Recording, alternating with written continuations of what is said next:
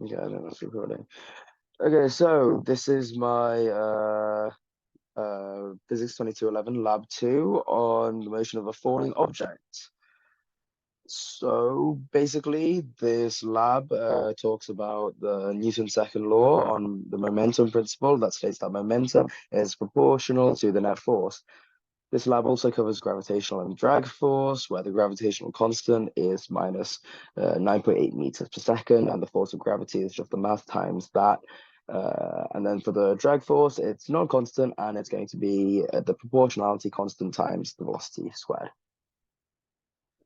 We will also be using the position and velocity update formulas, just like in the last lab. This is going to be for the computational part, and we're also going to make some assumptions, like the mass is 0.02 kilograms, and we're going to assume that the air resistance is just 0. So the purpose of this lab is to observe Newton's second law in a real scenario, as well as the effect of gravity and drag. And in the end of the video, we'll notice that drag is important because it leads to a constant velocity known as the terminal velocity, and that's what our model will follow in our experiment. So a little overview, we're going to observe the motion of a falling object and track its position, and then create two models, one with just gravity and one with gravity and drag, and then compare the results of all three and then discuss the cause of discrepancy. So for the experiment part, the systems, just the packet, and then the surroundings are the air, earth, and myself. I recorded the packet in free fall, calibrated with the meter ruler, and trimmed the video just to fit where it's falling. The initial times are going to be 0, and the final will be 1.1. And the initial position will be 1.16339 meters, and then the final position will be 0 when it hits the ground. And then also the initial velocity will also be 0, and we'll be using this in the computational part.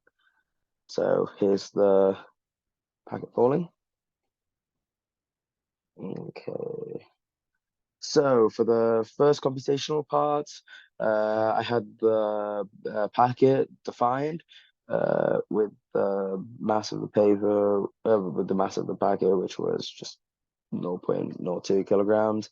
And I defined the ball positions and velocity vectors. This I all found from the tracker, and I edited delta t to match the length of each frame. And because this was just gravity, the no air resistance B is going to be 0, and F net's just going to be negative mg. And then for gravity and drag, obviously B is going to have a part, so we're going to put this to 0.076, and this time instead of 0, because and then I separated the F net. So the weight of the ball is mass times gravity times j hat, and then the force of drag is just negative b times the magnitude of the velocity squared, and F net is just w plus f.